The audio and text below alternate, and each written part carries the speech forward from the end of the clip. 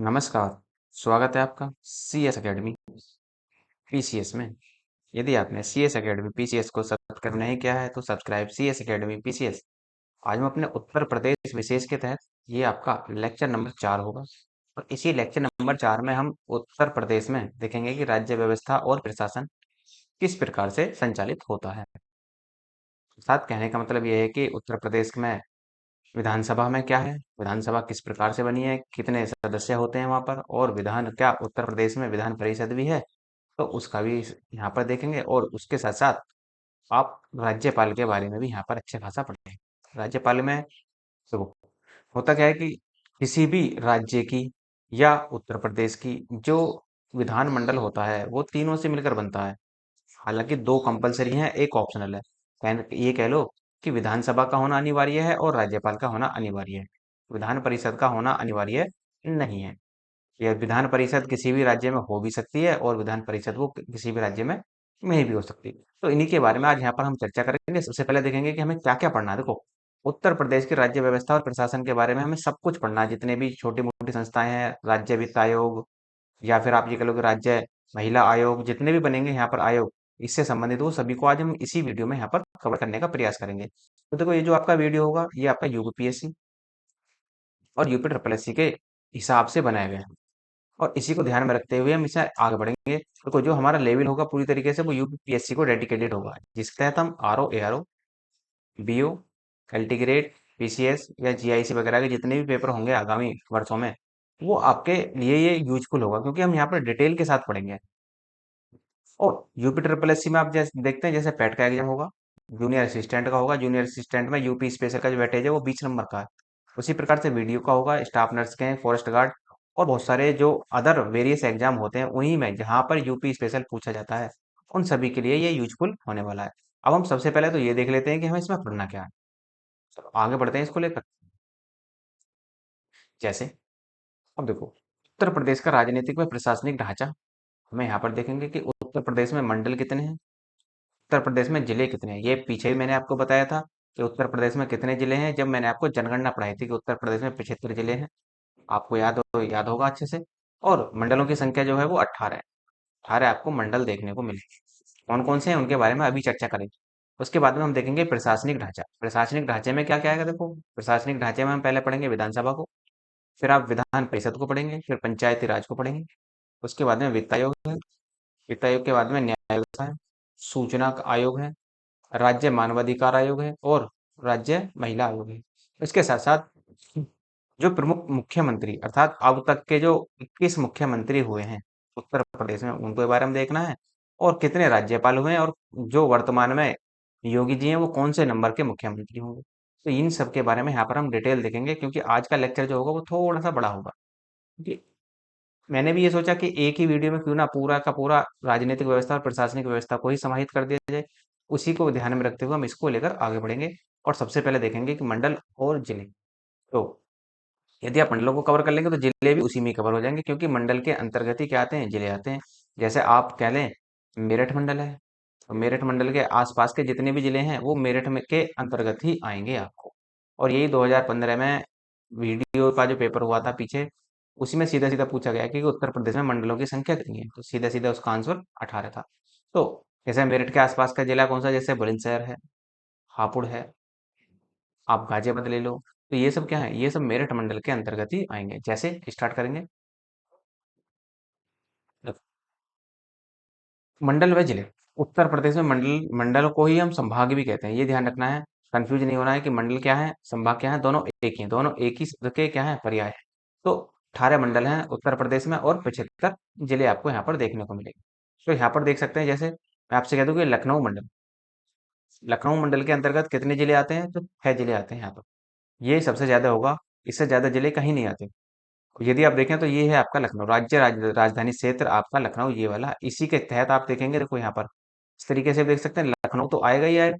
लखनऊ के साथ साथ उन्नाव भी आएगा, रायबरेली भी आएगा, सीतापुर भी आएगा, हरदोई आएगा और लखीमपुर खीरी आएगा। तो जैसे आप यहाँ पर देख रहे हैं सीतापुर, हरदोई, आप उन्नाव, तो ये आपका रायबरेली, तो ये आपके लखनऊ के आसपास के क्षेत्र यहाँ पर आपको देखने को मिल जाएंगे। उसके साथ साथ आप कानपुर में देखें तो कानपुर में भी 6 जिले लगते हैं मंडलों में। कानपुर नगर, कानपुर देहात, इटावा और आपका फर्रुखाबाद।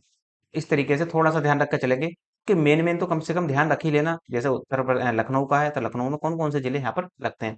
सीधा पूछ लेगा कि लखनऊ मंडल में निम्न में से कौन सा जिला आता है और कौन सा जिला नहीं आता, तो इसका अध्ययन आपको ध्यान से करना थोड़ा सा, क्योंकि यदि उसने डीपली सवाल बना दिया तो वहां पर फंसने के चांसेस पूरे हो जाते हैं। नेक्स्ट है आपका मेरठ मंडल। तो मेरठ मंडल में भी 6 आते हैं जिले। जैसे मेरठ ही आएगा, गाजियाबाद आएगा, गौतम बुद्ध नगर, बुलंदशहर, बागपत और हापुड़ आएगा यहाँ पे। कुछ जो जिले हैं उनको बारे में आपको जानना भी चाहिए और नहीं भी, क्योंकि सारे सारे जिले नहीं जानने आपको। और अयोध्या, अयोध्या में 5 जिले आते हैं। अब देखो अयोध्या में 5 जिले कौन कौन से आते हैं वो देख लो जरा। जैसे कि यदि आपसे कहा जाए अयोध्या, आप यहाँ पर देखेंगे तो जो अयोध्या में आप यहाँ पर देखेंगे, जो ये फैजाबाद वाला क्षेत्र है, यही अयोध्या है। तो इसी में ही आप यहाँ पर देख सकते हैं जो आपका सुल्तानपुर अमेठी वगैरह है, वो आपके फैजाबाद जनपद या अयोध्या जिले में ही आते हैं। उसके बाद में आपका अलीगढ़। अलीगढ़ नवीन जिला बना है सबसे, वो अलीगढ़ सबसे नवीन मंडल बना है। इसी के तहत 4 आते हैं, 4 जिले, अलीगढ़, एटा, कासगंज और हाथरस। उसके बाद में आप आगरा में देखेंगे तो आगरा मंडल में 4 जिले आते हैं, आगरा, मथुरा, मैनपुरी और फिरोजाबाद। नेक्स्ट आपका फिर वाराणसी में देखेंगे तो वाराणसी में आएंगे आपके 4 जिले। वाराणसी स्वयं आएगा, चंदौली आएगा, गाजीपुर आएगा और जौनपुर आएगा। उसके बाद में गोरखपुर मंडल। गोरखपुर मंडल में गोरखपुर आएगा, कुशीनगर आएगा, देवरिया और महाराजगंज। नेक्स्ट है आपका, फिर आप देखेंगे इसमें आगे बढ़ेंगे तो देवी पाटन। देवी पाटन में देखो कौन सा आएगा, उसमें आएगा गोंडा, इसका मुख्यालय गोंडा में ही है। फिर आप बहराइच, श्रावस्ती और बलरामपुर। नेक्स्ट है आपका बरेली। बरेली मंडल में जो आएंगे वो आपका बरेली आएगा, पीलीभीत आएगा, बदायूं और शाहजहांपुर। नेक्स्ट है आपका, नेक्स्ट है मुरादाबाद। मुरादाबाद में मुरादाबाद मंडल आएगा, मुरादाबाद जिला आएगा, रामपुर आएगा, बिजनौर आएगा, संभल और अमरोहा। उसके तहत आप आगे बढ़ेंगे तो प्रयागराज। प्रयागराज में यदि आप देखें तो 4 जिले आते हैं प्रयागराज में, प्रयागराज स्वयं, कौशाम्बी, फतेहपुर और प्रतापगढ़। नेक्स्ट आपका चित्रकूट धाम, बुंदेलखंड का क्षेत्र है। 4 जिले आएंगे यहाँ पर, जैसे चित्रकूट धाम आएगा, बांदा आएगा, हमीरपुर और महोबा आएगा। लेकिन ये ध्यान रखना कि इसका जो मुख्यालय है वो कहाँ है, वो बांदा में है। चित्रकूट का मंडल का जो मुख्यालय बनेगा वो बांदा में मिलेगा। नेक्स्ट आपका मिर्जापुर। तो मिर्जापुर में यदि आप देखें तो मिर्जापुर में स्वयं 3 जिले आते हैं, मिर्जापुर, भदोई और सोनभद्र। नेक्स्ट है आपका आजमगढ़। आजमगढ़ में 3 जिले आपको देखने को मिलेंगे। 3 जिले कौन कौन से, जैसे आजमगढ़ स्वयं, बलिया और मऊ। बस्ती में 3 जिले आते हैं, जैसे बस्ती, सिद्धार्थनगर और संत कबीरनगर। झांसी में आप देखें तो झांसी में आपके आपके 3 जिले देखने को मिलेंगे, जैसे झांसी, जालौन और ललितपुर। ये आप देख रहे हैं, ये ललितपुर, ये झांसी और ये आपका ऊपर जालौन, झांसी के ऊपर जालौन। तो ये आपके 3 जिले यहाँ पर आपको देखने को मिलेंगे। नेक्स्ट आपका सहारनपुर। सहारनपुर में भी 3 जिले आपको देखने को मिलेंगे, स्वयं सहारनपुर, मुजफ्फरनगर और शामली। तो इस तरीके से जो हमारे मंडल होते हैं ये यहाँ पर इस तरीके से इनका डिवाइडेशन किया गया होता है। अब आगे बढ़ेंगे। नेक्स्ट है देखो कानपुर, पीछे मैंने बताया था इसमें भी 6 हैं, मेरठ में भी 6 हैं और लखनऊ में भी 6 हैं। कानपुर, मेरठ और लखनऊ ऐसे मंडल हैं जिनमें सबसे ज्यादा जिले शामिल हैं, जिनमें 6 इनकी संख्या है, अर्थात 6 यहाँ पर शामिल जिले होंगे। ये मंडल नहीं है, 6 जिले का, 6 जिले, कानपुर, मेरठ और लखनऊ मंडल में 6 जिले हैं। उत्तर प्रदेश के नवीनतम जिले जो हैं कौन कौन से हैं, देखो उत्तर प्रदेश के नवीनतम जिले हैं हापुड़, संभल और शामली। और इन तीनों की जो घोषणा की गई थी वो 28 सितंबर 2011 को की गई थी। ये भी ध्यान रखना थोड़ा सा कि नवीनतम जिले कौन से हैं उत्तर प्रदेश में, और उत्तर प्रदेश में क्षेत्रफल की दृष्टि से सबसे छोटा जिला जो है वो हापुड़ ही है। और हापुड़ की जो घोषणा हुई थी वो पंचशील नगर के रूप में हुई थी, अर्थात जब हापुड़ बनाया गया था तो उसका नाम पंचशील नगर रखा गया। संभल की जो घोषणा हुई थी वो भीमनगर के रूप में हुई थी। और शामली की जो घोषणा हुई थी वो प्रबुद्ध नगर के रूप में हुई थी, लेकिन बाद में इनका नाम चेंज चेंज तो करा गया, लेकिन बाद में इनका नाम चेंज नहीं किया गया। नेक्स्ट क्षेत्रफल की दृष्टि से सबसे छोटा जिला जो है वो हापुड़ है और सबसे बड़ा है लखीमपुर खीरी। तो दो दो पॉइंट जरूर याद रखने हैं क्षेत्रफल की दृष्टि से। देखो ये जो सवाल है ये पीसीएस में 2021 में भी आया है और 2022 में भी आया है। आप पेपर उठाकर देख सकते हैं तो वहां पर आपको देखने को मिलेगा सबसे छोटा उसने 2 बार लगातार पूछा है। नेक्स्ट है आपका, अब है उत्तर प्रदेश का प्रशासनिक ढांचा। कि उत्तर प्रदेश का प्रशासनिक ढांचा क्या कहता है, देखो पढ़ेंगे आगे। प्रशासन में कौन कौन होंगे, कौन कौन नहीं होगा, देखो विधानसभा होगी, विधान परिषद होगा और राज्यपाल होगा। क्योंकि संसद को देखें तो संसद का रूप क्या है, संसद किससे मिलकर बनी है, लोकसभा, राज्यसभा और राष्ट्रपति। उसी प्रकार से यदि हम छोटे स्तर पर देखें, राज्य स्तर पर देखें, तो राज्य स्तर पर आती है संसद के स्थान पर विधान सभा, ओ विधानमंडल। यहाँ पर विधानमंडल आ जाता है और इसी विधानमंडल के तहत ही आपका विधानसभा, विधान परिषद और राज्यपाल का निर्माण होता है। तो सबसे पहले हम देखेंगे विधानसभा का निर्माण किस प्रकार से होता है, उत्तर प्रदेश में कितनी विधानसभा सीटें हैं, ये सब आपको यहाँ पर देखने को मिलेगा और उसके बाद में हम आगे बढ़ेंगे। तो जैसे विधानसभा में क्या क्या होगा, यदि आपसे कहा जाए कि विधानसभा का सदस्य बनने के लिए न्यूनतम आयु कितनी होनी चाहिए, तो न्यूनतम आयु जो होती है वो सभी के लिए एक होती है। जैसे मैं आपसे कह दूं लोकसभा का सदस्य बनने के लिए कितनी आयु चाहिए, न्यूनतम आयु तो 25 वर्ष। तो यहाँ भी आपको 25 वर्ष ही देखने को मिलेगी। उसी तरीके से राज्यपाल बनने के लिए कितनी आयु चाहिए, तो राज्यपाल बनने के लिए 35 वर्ष, और राष्ट्रपति बनने के लिए, तो राष्ट्रपति बनने के लिए भी 35 वर्ष ही होनी चाहिए। रिक्वायरमेंट क्या होगी कि वह भारत का नागरिक हो, पागल या दिवालिया न हो, किसी लाभ के पद पर ना हो, ये भी आपको ध्यान रखना है। तो 3-4 पॉइंट ध्यान रखने। और विधान परिषद का सदस्य बनने के लिए, जैसे राज्यसभा का सदस्य बनने के लिए 30 वर्ष होती है, उसी प्रकार विधान परिषद का सदस्य बनने के लिए भी 30 वर्ष ही इसकी आयु होगी। वहीं यदि हम ग्राम पंचायत का देखें, तो ग्राम पंचायत का सदस्य बनने के लिए न्यूनतम आयु जो होती है वो, या ग्राम प्रधान बनने के लिए वो 21 वर्ष होती है। तो 3-4 आयु को जरूर ध्यान रखना कि ग्राम प्रधान बनने के लिए 21 वर्ष, लोकसभा या विधानसभा का सदस्य बनने के लिए 25 वर्ष, विधानसभा और विधान परिषद या राज्यसभा का सदस्य बनने के लिए 30 वर्ष, और राज्यपाल या राष्ट्रपति बनने के लिए 35 वर्ष होना अनिवार्य है। नेक्स्ट है, अब आगे बढ़ेंगे। देखो, उत्तर प्रदेश राज्य की कार्यपालिका शक्तियां कहाँ हैं, राज्यपाल में निहित हैं। तो हम उत्तर प्रदेश के परिप्रेक्ष्य में पढ़ रहे हैं तो इसलिए उत्तर प्रदेश का ही नाम ले रहे हैं। हालांकि हम ये भी कह सकते हैं कि इसमें कि राज्य की कार्यपालिका की शक्तियां इसमें निहित होती हैं, राज्यपाल में होती है। ये सभी राज्यों के लिए अप्लाई होता है, न कि उत्तर प्रदेश के लिए। इसलिए उत्तर प्रदेश का नाम इसलिए लिया जा रहा है कि हम उत्तर प्रदेश को ही यहाँ पर पढ़ने का प्रयास कर रहे हैं। और ये जो बात कही गई किसमें कि राज्य की सभी कार्यपालिका शक्तियां राज्यपाल में निहित होंगी, ये हमें बताता है अनुच्छेद 154। और राज्यपाल की नियुक्ति जो होती है वो राष्ट्रपति के द्वारा ही की जाती है। ये किसके अनुसार, राष्ट्रपति जो राज्यपाल की नियुक्ति किसी भी राज्य में करते हैं वो अनुच्छेद 155 के अनुसार करते हैं। और अनुच्छेद 159 के तहत ही उच्च न्यायालय का मुख्य न्यायाधीश राज्यपाल को शपथ दिलवाता है। कुल मिलाकर नियुक्ति कौन करता है राज्यपाल की, तो नियुक्ति करेगा राष्ट्रपति। शपथ कौन दिलवाएगा, शपथ दिलवाएगा संबंधित राज्य का मुख्य न्यायाधीश, या संबंधित राज्य के मुख्य उच्च न्यायालय का मुख्य न्यायाधीश वहां पर शपथ दिलवाएगा। और अनुच्छेद 161 के तहत राज्यपाल क्षमादान करता है। लेकिन ये ध्यान रखना है कि क्षमादान तो कर सकता है लेकिन मृत्यु दंड को माफ नहीं कर सकता राज्यपाल। ये शक्ति राज्यपाल के पास नहीं है। ये शक्ति जो है वो केवल और केवल राष्ट्रपति के पास है। राष्ट्रपति के पास ये शक्ति है कि मृत्युदंड को माफ कर दे, लेकिन राज्यपाल कुछ कंडीशन में, कुछ शर्तों के आधार पर क्षमादान दे सकता है, लेकिन मृत्युदंड को माफ नहीं कर सकता। अनुच्छेद 163 के तहत राज्यपाल को सलाह देने के लिए एक मंत्री परिषद होगी, और उस मंत्री परिषद का जो मुखिया होगा, जो अध्यक्ष होगा, वो संबंधित राज्य का मुख्यमंत्री होता है। जैसे उत्तर प्रदेश में वर्तमान मुख्यमंत्री हैं योगी आदित्यनाथ जी, तो यही क्या होंगे, यही इसके अध्यक्ष भी होंगे। लेकिन जो राज्यपाल, देखो काम तो राज्य के सारे राज्यपाल के नाम से ही होंगे, लेकिन सलाह किसकी होगी, सलाह होगी अध्यक्ष की, अर्थात मुख्यमंत्री की। मुख्यमंत्री की सलाह के बिना राज्यपाल कोई काम नहीं कर सकता। क्यों, क्योंकि जो विधानसभा, जो आपकी कार्यपालिका होती है वो किसके प्रति उत्तरदायी है, वो विधानसभा के प्रति उत्तरदायी है। और विधानसभा में कौन है, विधानसभा का अध्यक्ष कौन है, मुख्यमंत्री। तो इसी वजह से क्या होता है कि मुख्यमंत्री जो होते हैं वो मेन होते हैं कहीं भी। जैसे आप भारत में देख लें तो मेन कौन है, मेन है पीएम, जबकि सारे कार्य किसके नाम से होते हैं, राष्ट्रपति के नाम से। तो वही काम यहाँ भी है। तो यहाँ सारे कार्य राज्यपाल के नाम से होंगे, लेकिन मेन कौन है, मेन है मुख्यमंत्री। विधानसभा सीटों की संख्या जो उत्तर प्रदेश में 404 है, लेकिन निर्वाचित कितने होते हैं, 300 और 403 निर्वाचित होते हैं। एक मनोनीत होता था।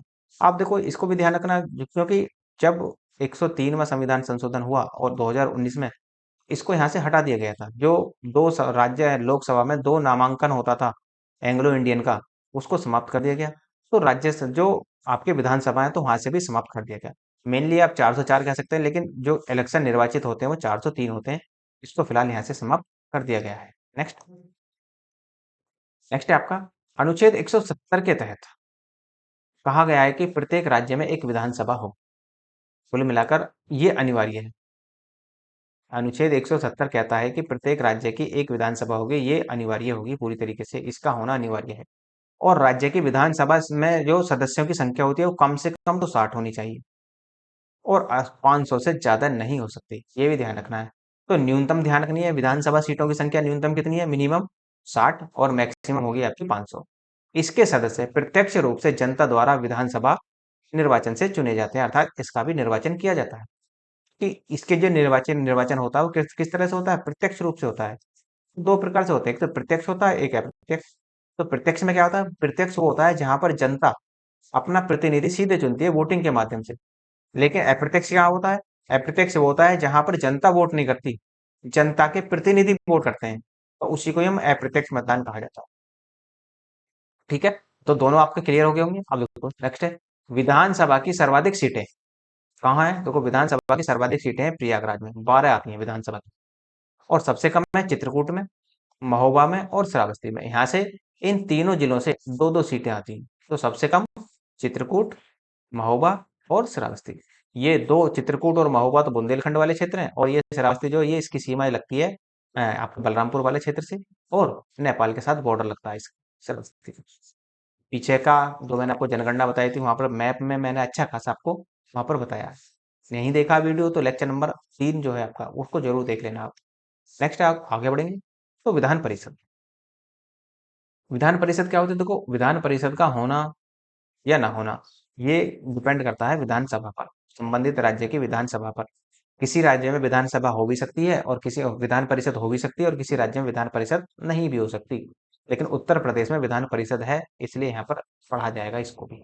अब देखो विधान परिषद में क्या क्या कंडीशन बनती है। पहली कंडीशन, न्यूनतम आयु कितनी होनी चाहिए, विधान परिषद का सदस्य बनने के लिए न्यूनतम आयु होनी चाहिए 30 वर्ष। दूसरी कंडीशन, वह भारत का नागरिक हो। तीसरी कंडीशन होगी पागल या दिवालिया न हो। चौथी कंडीशन बनेगी, वह किसी लाभ के पद पर ना हो। अर्थात लाभ का पद का मतलब ये है कि कोई वह सरकारी नौकरी वगैरह या उससे पहले किसी उच्च पद पर वो ना हो। यदि है तो वो उसे वहां से इस्तीफा देना पड़ेगा यदि वो विधान परिषद का सदस्य बनना चाहता है। अब इसके जो गठन होता है, गठन होता है अनुच्छेद 169 के तहत। संसद किसी भी राज्य में इसका गठन कर सकती है, लेकिन किसकी सिफारिश पर करेगी, विधानसभा की सिफारिश पर ही संसद इसका गठन कर सकती है।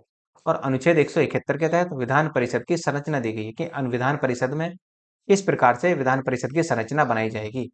यह एक स्थायी सदन होता है, क्यों, क्योंकि जो ये स्थायी सदन होता है, देखो लोग जो विधानसभा होती है, विधानसभा कितने वर्ष पर भंग हो जाती है, 5 वर्ष पर। लेकिन ये भंग नहीं होती, इसी वजह से इसे स्थायी सदन कहा जाता है। इसके 1/3 सदस्य प्रत्येक दूसरे वर्ष क्या होते हैं, रिटायर होते रहते हैं। तो 6 वर्ष का इनका कार्यकाल होता है, 6 वर्ष, 6 वर्ष की आयु तक ये अपने पद पर बने रहते हैं। तो उच्च, इसी कारण इसे क्या कहा जाता है, उच्च सदन कहा जाता है, जबकि विधानसभा को निम्न सदन कहा जाता है। उत्तर प्रदेश की विधान परिषद में सदस्यों की जो संख्या है वो 100 है। अब देखो विधान परिषद में सदस्यों की संख्या कितनी हो सकती है, न्यूनतम, न्यूनतम तो 40 हो सकती है, और वो अधिकतम कुल विधायकों का 1/3 से अधिक नहीं होनी चाहिए। ऐसा मान लो, जैसे मैं कह दूं कि 300, किसी विधानसभा में सीटों की जो संख्या है, विधानसभा सीटों की जो संख्या है वो 300। तो यदि तो उस राज्य में विधान परिषद की जो संख्या होगी वो कितनी होगी, इसका 1/3 निकाल लो। तो 100 से अधिक नहीं होनी चाहिए। जैसे मैं आपसे कह दूं उत्तर प्रदेश में 403 है विधानसभा सीट अब जो निर्वाचित होती हैं, लेकिन यदि मैं इसका 1/3 निकालूं तो क्या होगा, ये क्या हो जाएगा, देखो ये थोड़ा सा क्या हो जाएगा, 100 से ऊपर चला जाएगा। तो कुल मिलाकर ये 1/3 से अधिक नहीं होना चाहिए। इसी वजह से कहा गया है कि उत्तर प्रदेश में विधान परिषद सीटों की संख्या कितनी है, वो आपकी 100 दिखाई देती है। नेक्स्ट, अब देखो इसका गठन कहाँ कहाँ से होता है, कहाँ कहाँ से इसके सदस्य जो आते हैं वो चुनकर आते हैं, ये थोड़ा सा ध्यान रखना है, यहाँ से अक्सर सवाल पूछ लेता है। ये वेरी वेरी इंपॉर्टेंट पॉइंट होगा आपका। देखो इसके 1/3 सदस्य तो विधानसभा द्वारा चुने जाते हैं। ठीक, 1/3 सदस्य विधानसभा द्वारा, और 1/3 सदस्य जो होते हैं वो नगर पालिका द्वारा चुने जाते हैं। उसके बाद में 1/12 सदस्य जो होते हैं वो ऐसे सदस्य होते हैं जिन्होंने 3 वर्ष से अधिक अध्यापन रखने वाले अध्यापक होते हैं। अर्थात ये मान लो कि 3 वर्ष से 1/12 सदस्य ऐसे होंगे जो 3 वर्ष से अधिक से किसी भी क्षेत्र में पढ़ा रहे होंगे, लेकिन प्राइमरी के नहीं, ये ध्यान रखना थोड़ा सा। फिर 1/12 सदस्य ऐसे होंगे जो 3 वर्ष से अधिक स्नातक है, जो 3 वर्ष से अधिक स्नातक हैं, तो 1/12 सदस्य वहां से ले जाएंगे। अर्थात कहने का मतलब ये है कि विधान परिषद में या राज्यसभा में बुद्धिजीवियों को लिया जाता है, जो पढ़े लिखे लोग होते हैं, बुद्धिजीवी लोग होते हैं, उनको ज्यादातर यहाँ पर प्रेफरेंस दी जाती है। उसके साथ साथ 1/6 सदस्यों की नियुक्ति जो की जाती है वो राज्यपाल के द्वारा की जाती है। तो ये ध्यान रखना है। तो कहाँ कहाँ से? 1/3 सदस्य विधानसभा द्वारा, 1/3 सदस्य नगर पालिका द्वारा, 1/12 सदस्य जो 3 वर्ष से पढ़ा रहे हैं अध्यापक वो लिए जाएंगे, और जो 1/12 सदस्य हैं वो 3 वर्ष से स्नातक हैं वो लिए जाएंगे, और 1/6 सदस्यों की नियुक्ति राज्यपाल के द्वारा की जाएगी। नेक्स्ट, लोकसभा में उत्तर प्रदेश की सीटें कितनी हैं? यदि हम देखें तो लोकसभा में उत्तर प्रदेश की जो सीटें हैं वो 80 सीटें आपको देखने को मिलेगी, जो देश में क्या है सर्वाधिक है। अब आप देखते हैं लोकसभा का जो अब इलेक्शन होगा 2024 में, उसमें भी आप देखते हैं कि सबकी निगाहें, जितनी भी राजनीतिक पार्टियां होती हैं वो सबकी निगाहें कहाँ होती हैं?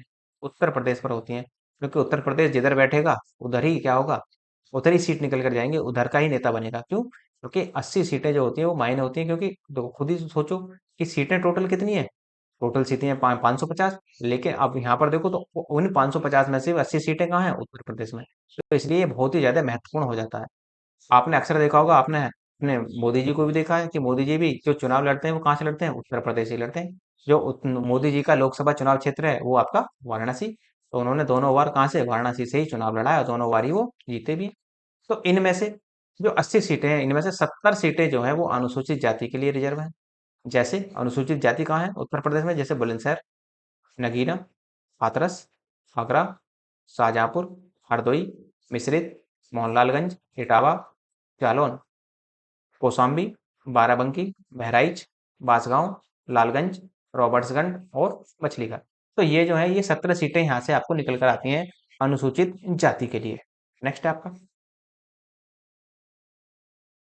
अनुसूचित जनजाति के लिए कोई सीट उत्तर प्रदेश में आरक्षित नहीं है। देखो एससी के लिए तो 17 सीटें हैं, लेकिन अनुसूचित जनजाति के लिए ये पॉइंट पूछ स्टेटमेंट में दे सकता है कि उत्तर प्रदेश में अनुसूचित जनजाति के लिए 2 सीटें रिजर्व हैं या 3 सीटें रिजर्व हैं। तो वहां पर स्टेटमेंट कैसे हो जाएगी? वहां पर स्टेटमेंट गलत हो जाएगी, क्योंकि उत्तर प्रदेश में एसटी के लिए कोई भी आरक्षित सीटें नहीं है। और यदि हम देखो देखो लोकसभा में कितने का प्रतिनिधित्व है उत्तर प्रदेश का? तो 80 का। और जबकि राज्यसभा में देखें तो राज्यसभा में उत्तर प्रदेश का जो प्रतिनिधित्व है वो 31 सीटें होती हैं। तो राज्यसभा में 31 सीटों का प्रतिनिधित्व उत्तर प्रदेश से होता है। और उत्तर प्रदेश के पहले मुख्यमंत्री कौन बने? तो गोविंद बल्लभ पंत बने थे। उत्तर प्रदेश के पहले मुख्यमंत्री गोविंद बल्लभ पंत। ये सवाल इतनी बार पूछा है कि आप यूपी स्पेशल के प्रीवियस ईयर पेपर उठाकर देखेंगे तो आपको अंदाजा लगेगा कि ये सवाल कितनी बार पूछा गया है। और इनका जो कार्यकाल रहा था तो 1 अप्रैल 1946 से 27 दिसंबर 1954 तक इनका कार्यकाल रहा था। तो ये अपने इसमें इस दौरान उत्तर प्रदेश के गोविंद बल्लभ पंत पहले मुख्यमंत्री बने थे। और नारायण दत्त तिवारी जो है, देखो नारायण दत्त तिवारी ऐसे राजनीतिज्ञ थे जो 2 राज्यों के मुख्यमंत्री रहे थे। एक तो उत्तर प्रदेश के स्वयं ही, और दूसरे थे उत्तराखंड।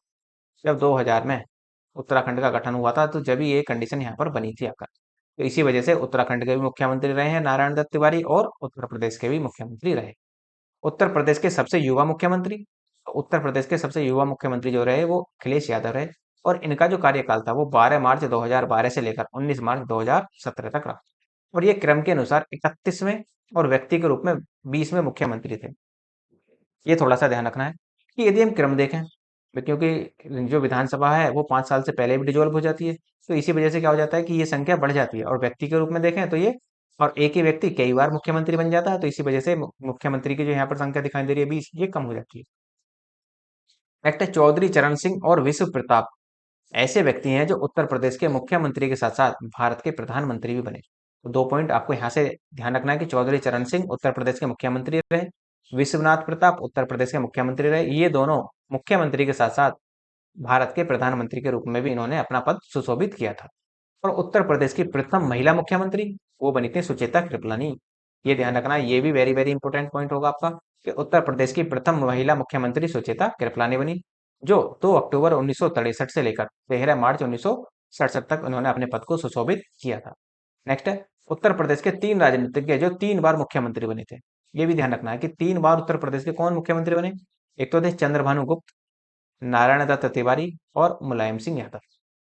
ये वही है नारायण दत्त तिवारी जिनको, जो उत्तर प्रदेश और उत्तराखंड दोनों के भी मुख्यमंत्री रहे थे। और मुलायम सिंह यादव, मुलायम सिंह अभी देखा आपने कि इनको पद्म विभूषण से सम्मानित किया गया है मरणोपरांत, हाल ही में इनकी मृत्यु भी हो गई है।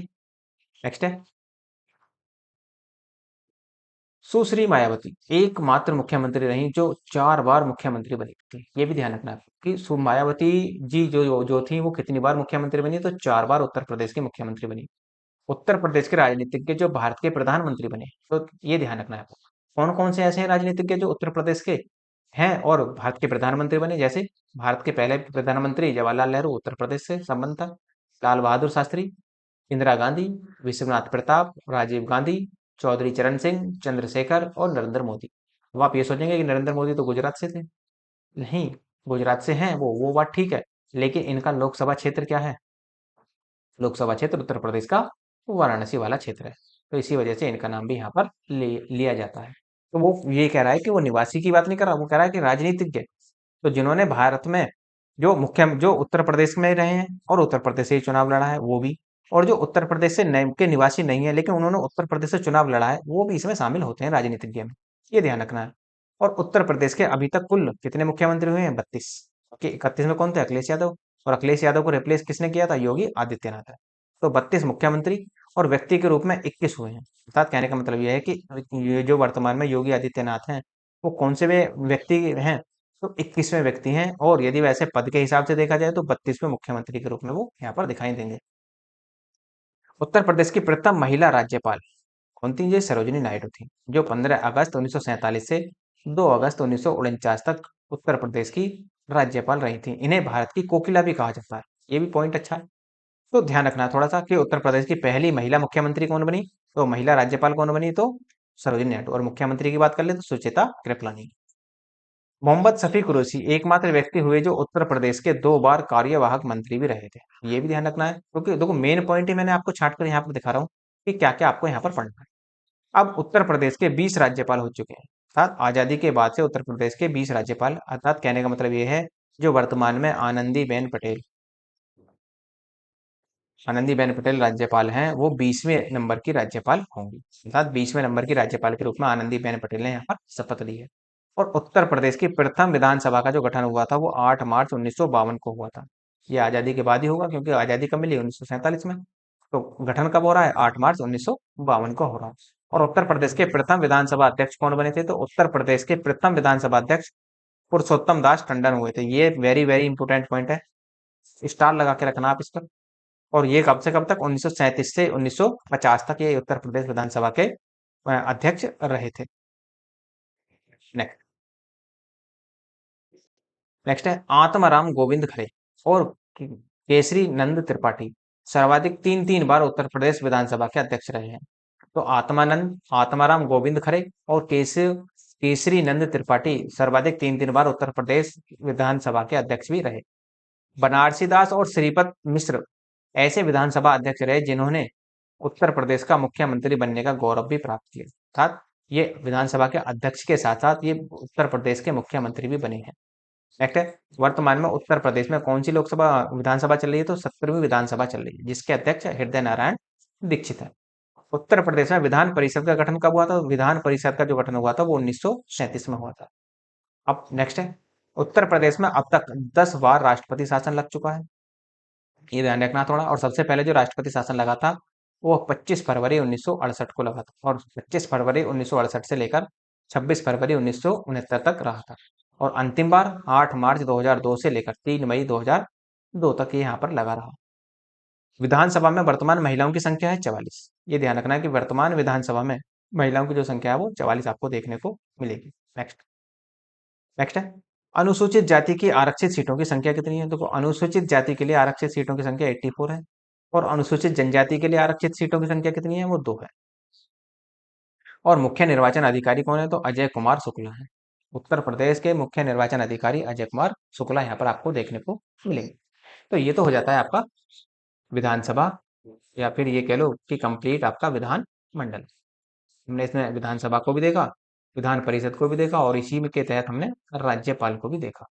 तो क्योंकि विधानमंडल में 3 आते हैं, तो विधानसभा, विधान परिषद और आपका राज्यपाल। अब हम आगे बढ़ेंगे और देखेंगे उत्तर प्रदेश में पंचायती राज व्यवस्था क्या है, कि कब उत्तर प्रदेश में पंचायती राज व्यवस्था को लागू किया गया था, कब यहाँ पर लाया गया था। देखो पंचायती राज का जो वर्णन मिलता है आपको देखने को वो डीपीएसपी इसे बोलते हैं, डायरेक्टिव प्रिंसिपल स्टेट पॉलिसी, अर्थात राज्य के नीति निदेशक तत्व।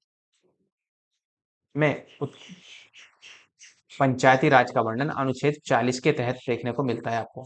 तो अनुच्छेद 40 में ही वर्णन किया गया है पंचायती राज का। और देखो, ये एक महात्मा गांधी का कथन था कि जो भारत है, भारत कहाँ बसता है? भारत गांव में बसता है। तो इसी वजह से महात्मा गांधी के इस कथन को परिपक्व करने के लिए राज्य के नीति निर्देशक तत्वों के तहत ही अनुच्छेद 40 गढ़ा गया और इसी में पंचायती राज का गठन इसी के तहत ही किया गया था। देखो, वैसे तो आप जानते हैं कि बलवंत राय मेहता समिति बनी थी, उन्हें उसके बाद में बहुत कुछ हुआ।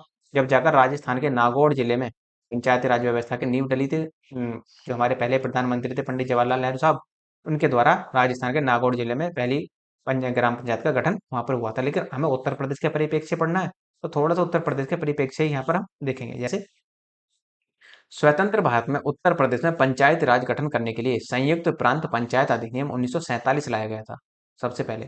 तो उत्तर प्रदेश में पंचायती राज गठन करने के लिए क्या लाया गया? तो संयुक्त प्रांत पंचायत अधिनियम 1947 यहाँ पर लाया गया और इसी के तहत ग्राम सभाओं का गठन किया गया था। फिर उसके बाद में बलवंत राय मेहता समिति बनी। बलवंत राय मेहता समिति की सिफारिश पर उत्तर प्रदेश क्षेत्र एवं जिला पंचायत अधिनियम 1961 लाया गया। अर्थात इसी समिति की सिफारिश के आधार पर ही उत्तर प्रदेश क्षेत्र एवं जिला पंचायत अधिनियम 1961 लाया गया। तो सबसे पहले अधिनियम कौन सा है? 1947 का। उसके बाद में बलवंत राय मेहता समिति बनी। उसके बाद में उत्तर प्रदेश क्षेत्र और जिला पंचायत अधिनियम 1961 बना और इसी के तहत उत्तर प्रदेश में त्रिस्तरीय पंचायत का गठन किया गया था। तो यदि आपसे पूछ ले कि उत्तर प्रदेश में त्रिस्तरीय पंचायत का गठन किस अधिनियम के द्वारा किया गया था, तो बलवंत राय मेहता समिति, संयुक्त प्रांत समिति या फिर क्षेत्रीय जिला पंचायत अधिनियम। तो आपका आंसर सीधा सीधा क्षेत्र एवं जिला पंचायत अधिनियम 1961 ही होना चाहिए। नेक्स्ट है, अब देखो, 73वां संविधान हुआ। 73वां संविधान संशोधन हुआ था 1992 में। इसी के तहत पंचायती राज को संवैधानिक दर्जा दे दिया गया। अर्थात 1992 से पहले पंचायतों को कोई भी संवैधानिक दर्जा नहीं मिला हुआ था। अब क्या होगा? 1992 के बाद ही अब क्या होगा? देखो, एक नियमित तौर पर पंचायतों के लिए इलेक्शन होंगे और उनका क्षेत्र बांट दिया जाएगा। जैसे अब देखते हैं कि ग्राम पंचायतों को 29 विषय दिए गए हैं कि 29 विषयों पर वे अपना काम करेंगे और 29 विषय पर निर्णय लेने के लिए स्वतंत्र होंगे। और 74वां संविधान संशोधन हुआ। 74वां संविधान संशोधन भी 1992 में हुआ। इसके तहत नगर पालिकाओं को संवैधानिक दर्जा दिया गया। देखो, ग्राम में कौन होती है? ग्राम पंचायत। नगर में कौन होती है? तो नगर पंचायत। तो इसी वजह से नगर पालिकाओं को संवैधानिक दर्जा दिया गया। इसे तो देखो, 73वां संविधान संशोधन हुआ, पंचायती राज को भाग 9 में रखा गया, भाग 9। और उसी के तहत नगर पालिकाओं को भाग 9 क्या में इसको जगह दी गई थी। नेक्स्ट है, 22 अप्रैल 1994 को इसे लागू कर दिया गया। ये ध्यान रखना कि कब लागू हुआ, तो 22 अप्रैल 1994 को। इसी वजह से हम 22 अप्रैल को राष्ट्रीय पंचायती दिवस भी मनाते हैं। 24 अप्रैल को उत्तर प्रदेश में 24 को मनाया जाता है और इसी दिन राज्य निर्वाचन आयोग का भी गठन किया गया था। अर्थात 22 अप्रैल 1994 को ही राज्य निर्वाचन आयोग का गठन किया गया और अंतिम पंचायत चुनाव जो हुए थे वो 2020 में संपन्न हुए उत्तर प्रदेश में। उत्तर प्रदेश में अंतिम पंचायत चुनाव कब हुए हैं? तो 2020 में हुए थे। यहाँ पर त्रिस्तरीय पंचायत होती है। अर्थात त्रिस्तरीय पंचायत का मतलब क्या है कि प्रॉपर कौन बैठा है? जिला पंचायत, फिर है क्षेत्र पंचायत, फिर है आपका ग्राम पंचायत। जिला पंचायत, क्षेत्र पंचायत और आपका ग्राम पंचायत। जिलों की संख्या देखें तो कितनी है? 75। क्षेत्र पंचायत कितनी है? 821। अर्थात ब्लॉक की बात कर रहा है। ब्लॉक कितने हैं? 821। और ग्राम पंचायत कितनी है? ये आपका 59,163 आपको यहाँ पर देखने को मिलेगी। तो ये आपका ध्यान रखना है। अब देखो, पीछे आपने देखा था कि जब हमने जनगणना पढ़ी थी कि 1,06,774 गांव है, लेकिन यहाँ पर पंचायतें, ग्राम पंचायतें कितनी है? 59,163। ऐसा क्यों? ऐसा इसलिए है कि कई कई गांवों को जोड़कर एक ग्राम पंचायत का निर्माण कर दिया जाता है। ये आपको थोड़ा सा ध्यान रखना है। तो ये ग्राम पंचायतों की संख्या गाँव से हमेशा ही कम आपको देखने को मिलेगी। नेक्स्ट है, पंचायती राज विभाग द्वारा क्रियान्वित कार्यक्रम। कौन कौन से कार्य किए जाते हैं पंचायती राज विभाग द्वारा? जैसे प्रदेश के ग्रामीण क्षेत्रों में अंत्योष्टि स्थल का विकास करना। अंत्योष्टि अर्थात जैसे कब्रिस्तान वगैरह होते हैं, उनका विकास करना। कोई अवैध कब्जा कर रखा है कब्रिस्तानों पर, तो उनकी देखरेख करना, ये ग्राम प्रधान का कार्य होता है या ग्राम पंचायत का कार्य होता है। राजीव गांधी पंचायत सशक्तिकरण अभियान चलाना।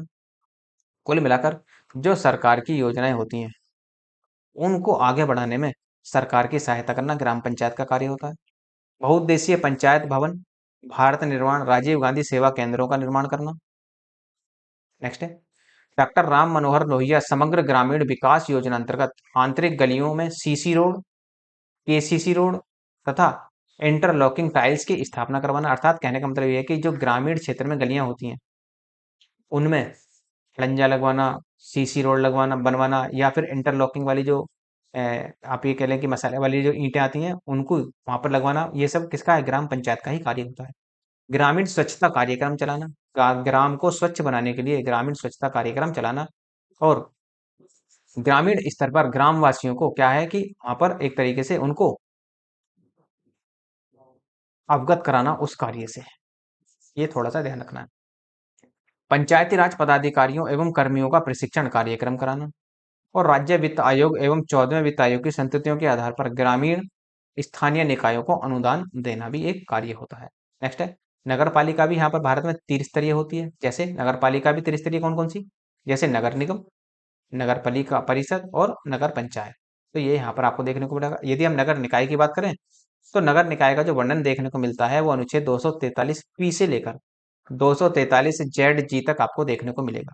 और निगम में निर्वाचित होने वाले सदस्यों की संख्या 60 से तो कम नहीं होनी चाहिए और 110 से अधिक नहीं होनी चाहिए। ये पॉइंट ध्यान रखना है कि निगम में अधिकतम कितने सदस्य होंगे तो 110, और न्यूनतम कितने होंगे तो 60 हो सकते हैं केवल। नेक्स्ट है उत्तर प्रदेश नगर निगम अधिनियम 1959 में पारित किया गया था। तो उत्तर प्रदेश नगर निगम अधिनियम कब लाया गया? तो 1959 में। यूपी में नगरीय स्वायत्त शासन संयुक्त प्रांत नगर पालिका अधिनियम 1916 के तहत वर्ष 1916 में ही की गई थी इसकी स्थापना। अर्थात यूपी में नगरीय स्वायत्त शासन की स्थापना संयुक्त प्रांत नगर पालिका अधिनियम 1916 के तहत 1916 में ही कर दी गई थी।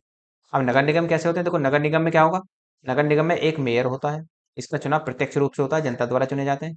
एक उपमेयर होता है और 3 प्रकार के सभासद होते हैं। और मेयर का निर्वाचन जो होता है वो प्रत्यक्ष रूप से होता है, जनता द्वारा होता है। मेयर 5 वर्ष के लिए चुने जाते हैं। ये भी ध्यान रखना है कि जो को ज्यादातर जो कार्यकाल होता है वो किसका होता है? जो चुन निर्वाचित होकर आते हैं उनका कार्यकाल ज्यादातर 5 वर्ष का ही देखने को मिलता है। तथा पद धारण तिथि से 2 वर्ष तक उसके खिलाफ अविश्वास प्रस्ताव नहीं लाया जा सकता।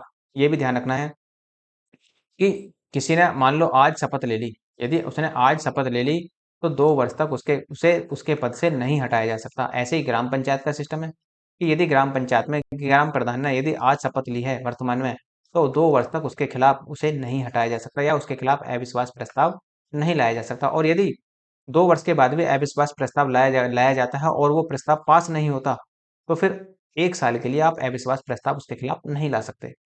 कुछ इस तरह के यहाँ पर प्रावधान भी आपको देखने को मिलेंगे। तो सभासदों में 3 प्रकार के सभासद होते हैं, एक तो निर्वाचित होते हैं, एक मनोनीत होते हैं और एक पदेन होते हैं। नेक्स्ट नगर पालिका परिषद। नगर पालिका का प्रादेशिक क्षेत्र जो है वो राज्यपाल के द्वारा अधिसूचित किया जाता है कि नगर कौन कौन नगर पालिका होगी कौन नहीं होगी। जैसे गाजियाबाद नगर पालिका है, मेरठ नगर पालिका है। तो ये यहाँ पर आपको देखने को मिलेगा। तो इनका क्षेत्र कौन निश्चित करता है? राज्यपाल। राज्यपाल ही इनका क्षेत्र निश्चित करता है। अब है नेक्स्ट है आपका राज्य वित्त आयोग। अब राज्य वित्त आयोग के बारे में देखते थे। देखो अनुच्छेद 243 आई के तहत राज्य वित्त आयोग का गठन प्रत्येक 5 वर्ष पर किया जाता है। ये ध्यान रखना।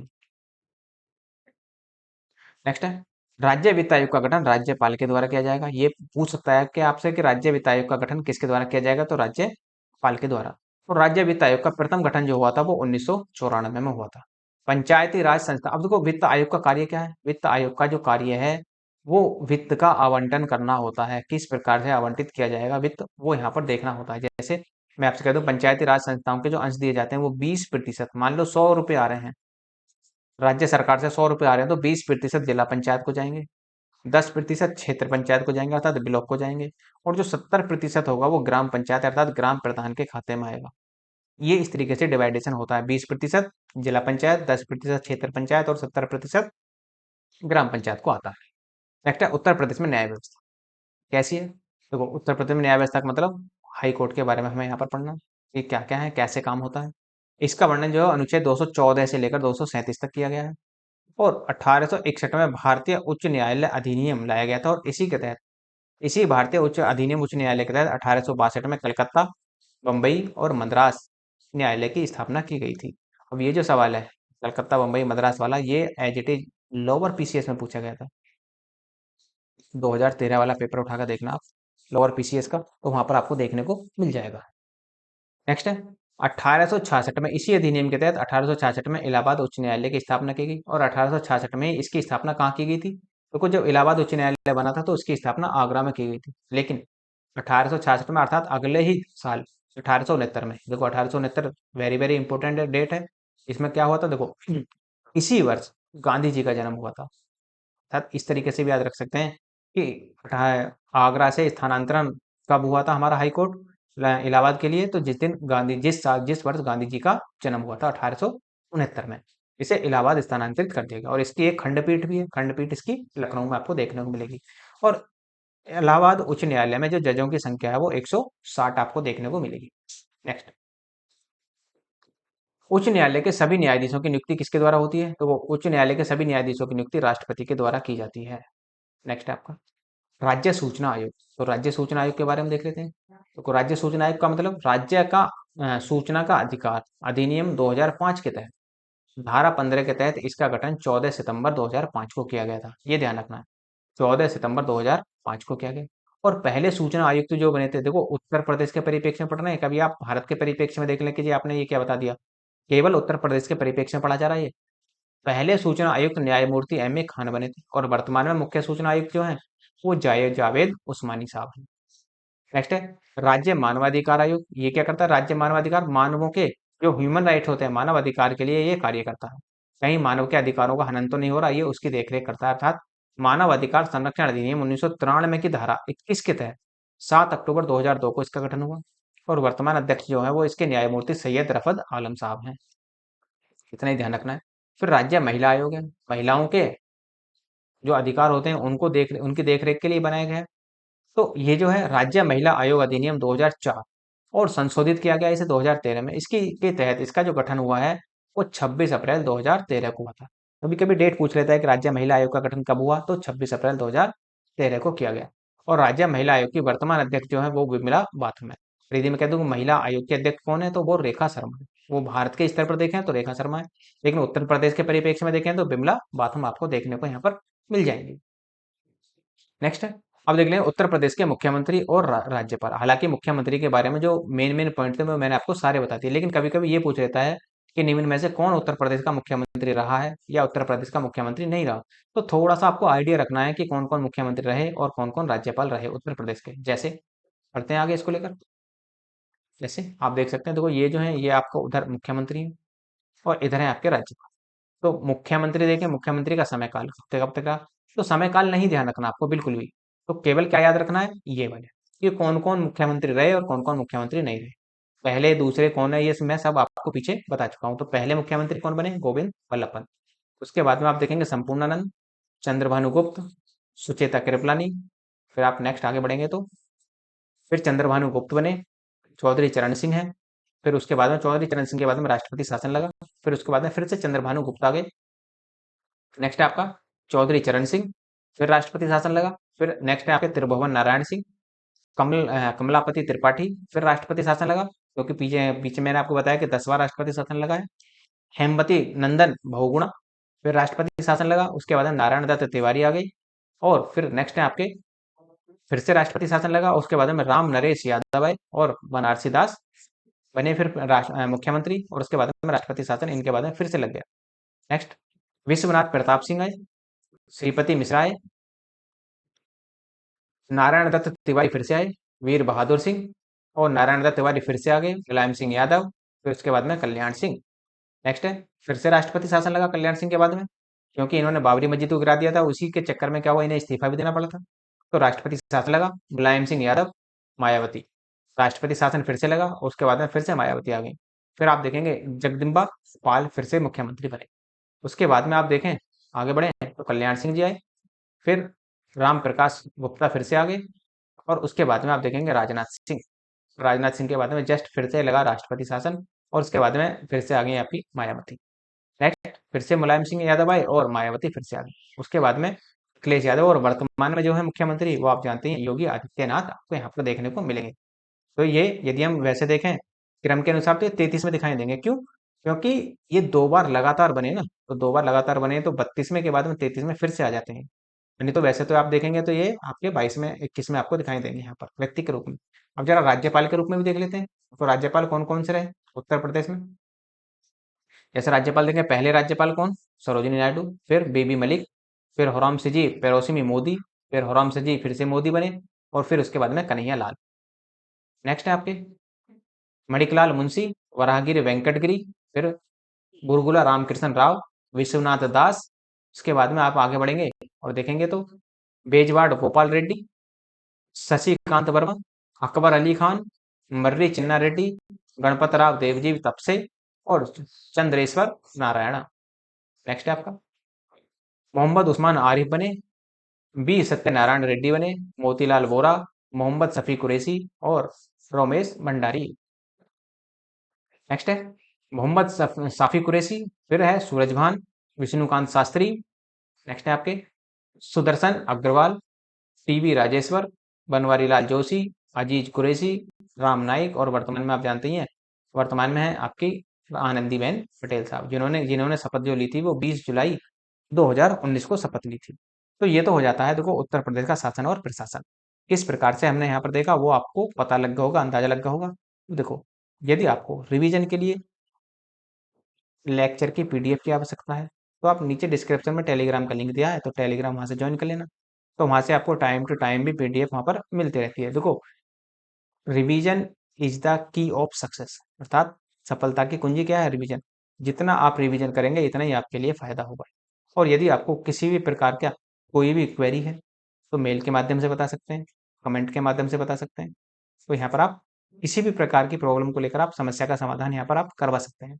और यदि आपको देखो किसी भी प्रकार के नोट्स की आवश्यकता है, जैसे आगामी पेपर होंगे आरओ का होगा, बीओ का, यूपीपीसीएस मेंस के भी होंगे, यूजीसी नेट में हिस्ट्री के लिए हिंदी के नोट्स की आवश्यकता हो पीसीएस के लिए या फिर यूपी ट्रिपल एससी के लिए, यूपी पीसीएस के प्री के नोट्स की आवश्यकता हो, तो किसी भी प्रकार के नोट्स के लिए आप मेल के माध्यम से बता सकते हैं, तो वहां भी आपका समाधान कर दिया जाएगा। और यदि आपको लगता है लेक्चर अच्छा है, लाइक कीजिए, शेयर कीजिए, सब्सक्राइब करना ना भूलें। धन्यवाद।